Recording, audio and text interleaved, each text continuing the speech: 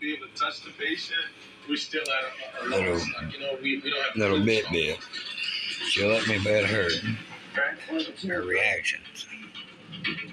Hey, look, my man, we're gonna get this under your butt. We're gonna slide you back to us. Don't you do and people gonna pull you out. bet her. Right now, we're putting your son in the truck with us, and we're gonna go. Listen, you're gonna feel like you fall on this bitch, but you are not gonna fall, okay?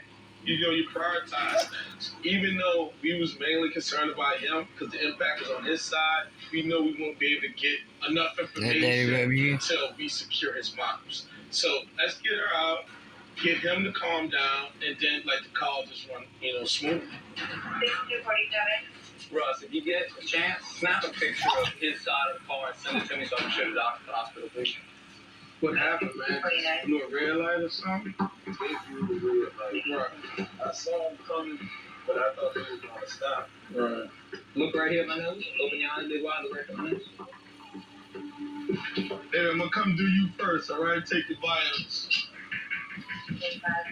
Your blood pressure is high. I'm a little concerned about it right now. I know you're upset. Oh, she is.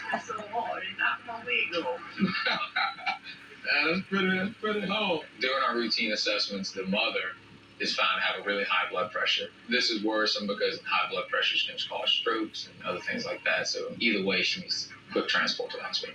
All right, man, look, I'm going to get you to the hospital. I'm going to take a nice, easy drive, okay? Please, Dad. All right.